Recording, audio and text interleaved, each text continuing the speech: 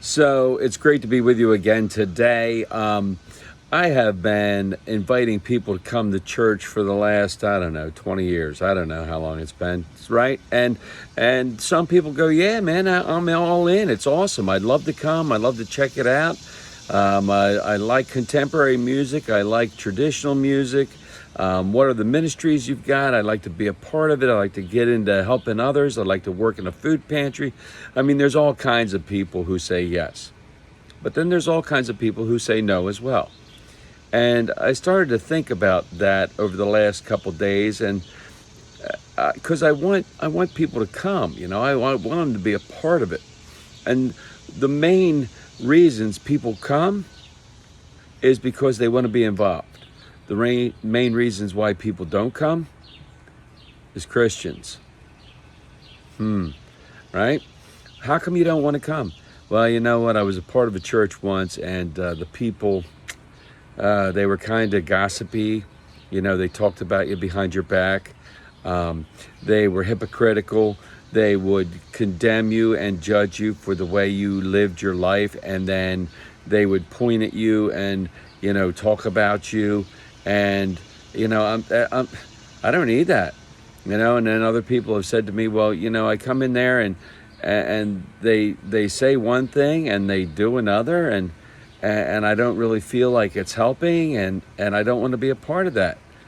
And I think that that's something that we all need to be aware of, right? But it's not something new. This is not something that just kicked off in the last 20 years. This is something that's been going on since the beginning of time.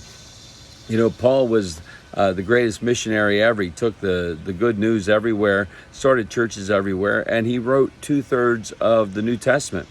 Well, a lot of those letters that he wrote were to churches that were going through all kinds of issues. And many of the issues that they were going through, guess what? We're still going through them today.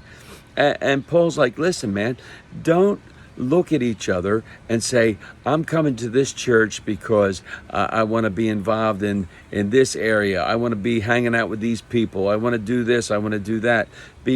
And then people start to go, well, maybe the pastor is like, the best thing since sliced bread. What?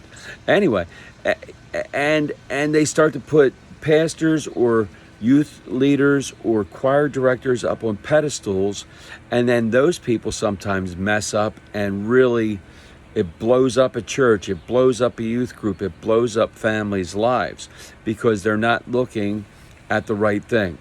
They're looking at other people instead of looking at Jesus. And that's really what it all comes down to. If we take our eyes off of Jesus and we start to look at the ministry or the person or the pastor ultimately, they're going to let us down. Ultimately, someone's going to fail. Ultimately, someone's going to sin and do something wrong. And we're going to be standing there going, see, this is why I didn't want to come in the first place. That guy, that woman, they totally messed me up. You see, that's when we need to refocus. We need to reset our sights, and we need to look at Jesus, because in the end, it's all about him. May God continue to pour out his grace, mercy, and blessings on each and every one of us until we get to meet again. Amen. Amen.